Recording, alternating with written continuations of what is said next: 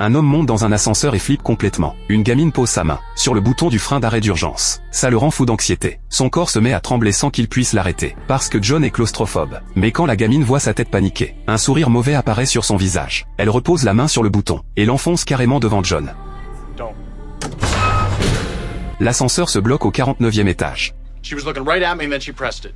Liar. Le vieux à côté entend John qui jure, et le vire sur le champ hors de lui, parce que ce vieux c'est le grand patron de la boîte. Tous les autres dans l'ascenseur sont ses employés. Il dit que la gamine est trop petite pour comprendre. Il demande à tout le monde de pas lui en vouloir, et promet de les faire sortir de là. Mais quand il appuie sur les autres étages, les boutons répondent plus du tout. Il se résout à appuyer sur le bouton d'appel d'urgence, et explique qu'ils sont bloqués au 49e. Sauf que l'opérateur lui répond que le frein d'arrêt est un dispositif pour empêcher l'ascenseur de chuter brutalement. Si on appuie dessus par accident, l'ascenseur s'immobilise complètement. Il y a plus qu'à attendre les pompiers. Le patron rongé par la culpabilité présente ses excuses à tout le monde. Sa petite fille leur a fait perdre du temps, mais les employés s'en foutent complètement. Ils en profitent même pour lécher les bottes du patron. Ils disent que les enfants turbulents deviennent les grands de demain, ce qui rend John encore plus à cran. Et comme en plus l'air circule pas dans l'ascenseur, il sort une bouteille d'alcool pour se calmer, pour détendre l'atmosphère. Le patron annonce qu'il prend sa retraite en fin d'année, avec une belle pension mensuelle à la clé. Il encourage ses employés à continuer à bosser dur. Mais une dame d'un certain âge réagit très mal à ça, parce que son mari était lui aussi actionnaire de la boîte. Mais il a sauté d'un immeuble récemment après avoir fait faillite, à cause de faux comptes délibérément falsifiés par la société. Le patron répond que les investissements comportent toujours des risques, et lui dit de faire son deuil et de passer à autre chose. La seconde d'après la dame s'effondre sur le sol.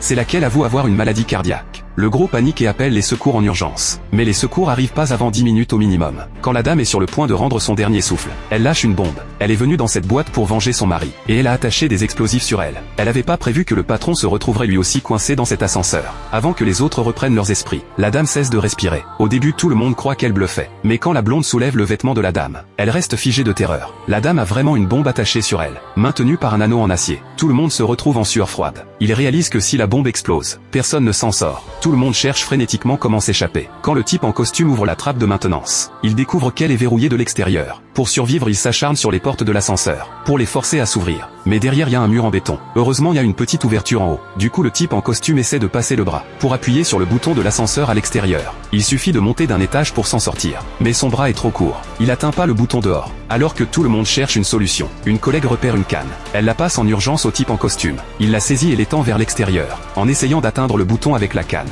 Sauf qu'au moment où tout le monde l'encourage, la petite fille du patron recommence à faire n'importe quoi, et appuie frénétiquement sur tous les boutons du panneau.